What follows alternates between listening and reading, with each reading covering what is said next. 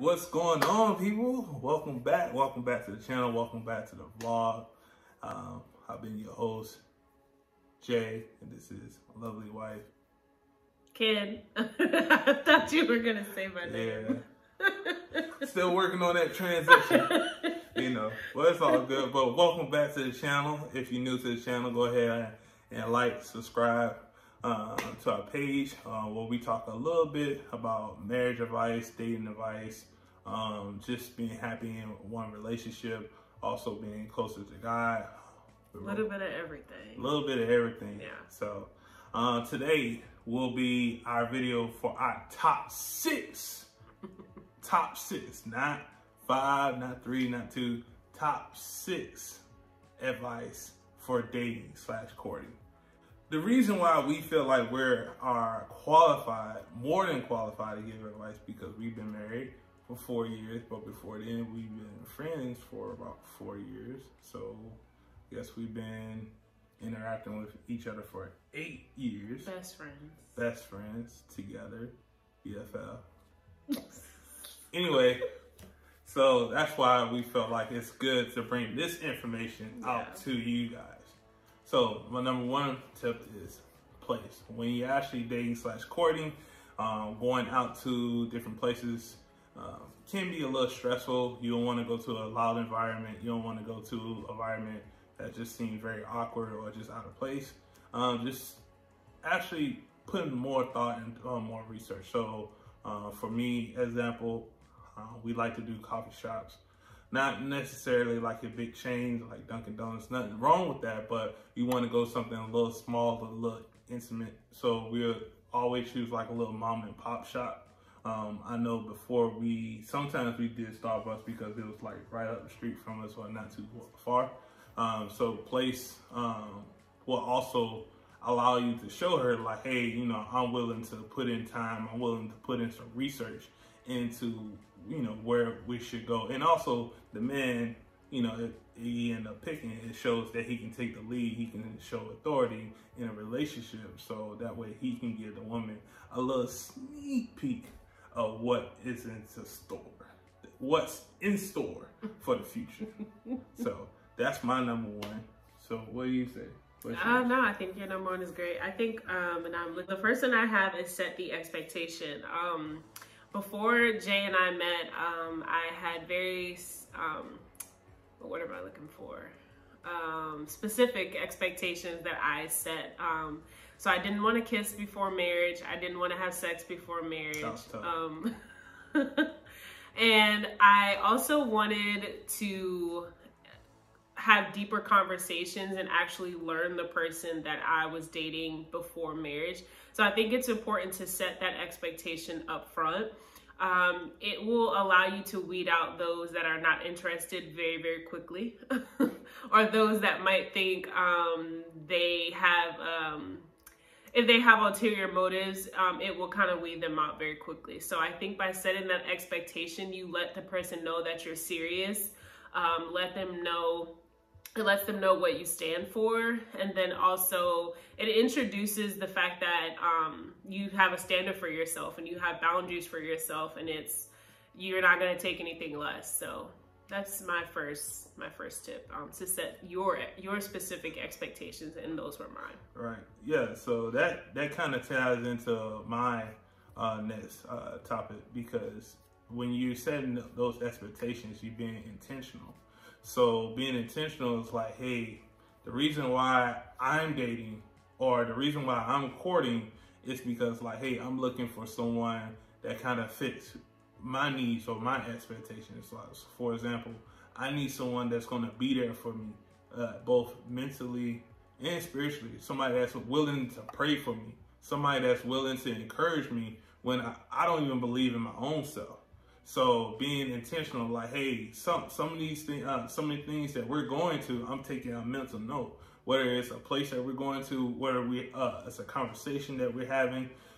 I'm not just asking these questions for a reason. I'm not going to just ask these dumb questions. I'm literally studying you from each answer that you give me. So being intentional with your time while you're dating / courting can bring real purpose in your relationship down the line. So that way you guys can be prepared for year 2, year 3, or however long you end up dating or courting. You can end up carrying that over to a successful marriage or a successful relationship. That's good. That's real good. Thanks, man. So my second thing is introducing God on day 1. It might be obvious if you're stating to the person that you're dating that you don't want to kiss and you don't want to have sex, that you have a relationship with God, but that might not always be the first thing that comes across that person's mind. They may think that because you don't want to have sex or kiss on the first date or until marriage, should I say, that you just have really high standards, but that doesn't necessarily mean you're a Christian or a follower of Christ. So I think it's important to introduce God on day 1. Hi, I'm such and such. I am a Christian. Are you? Hello. I don't think that's something that should be, casually thrown in. It should be something that, especially if God is truly the center of your life, you want to make sure that that person is equally on the same page, right, and that they believe in the same thing that you are. Right. Now, when I say introducing, it's also taking in a deeper level of what their walk with Christ looks like, right? If they're a new Christian and you've been a seasoned Christian or Christian for years, that might be something to think about.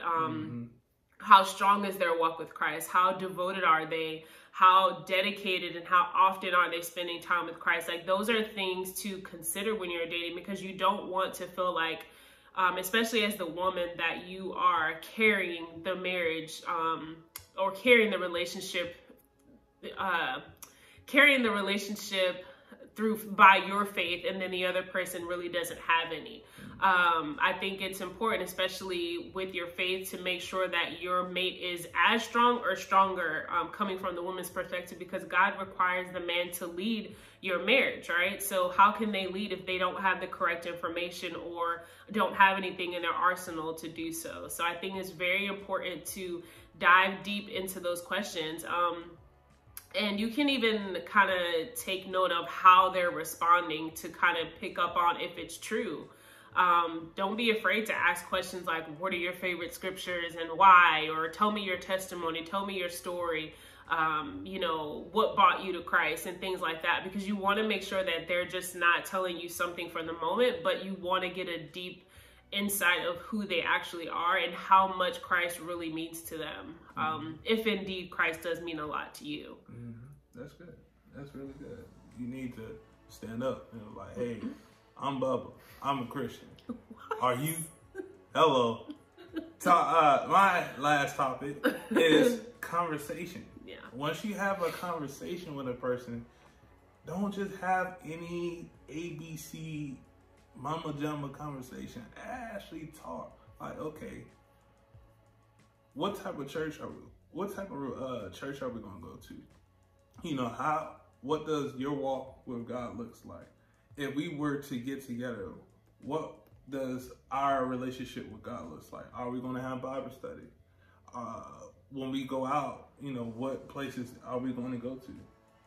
What do you like to do? Yeah. And that gives you a better picture of that person. Like, okay, this person is a bigger picture thinker. This person is a small picture thinker.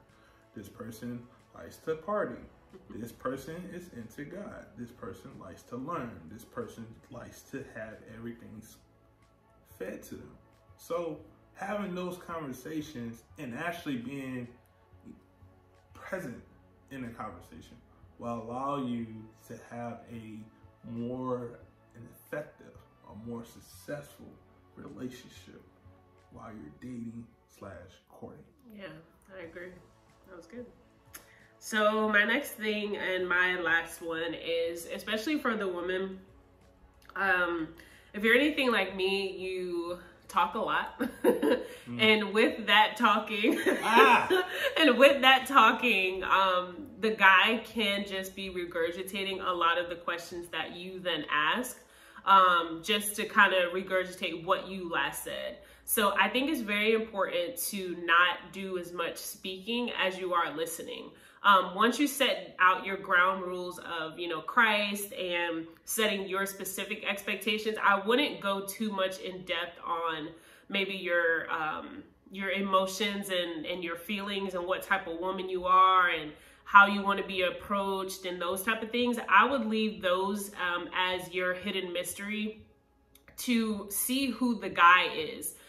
Don't go in, like I said, giving forth all of that information, because you may just be getting exactly what you're asking for as opposed to the true person and true intent of that person's heart. So it's kind of like reading a book. Allow him to kind of go through your table of contents and your chapters and allow him to get to the end on his own without you just kind of giving him the full print without him putting in any work or any effort. And by the time he gets to the end, by the time he gets to the end of that book, it should be the wedding day anyway, right? Right. So keep it interesting, but like I said, just make sure that most of the talking that you want to do, you just kind of internalize it, at least initially, until you feel like he's given a lot of himself, and then you can reciprocate at that point, but don't be the initiator. Right.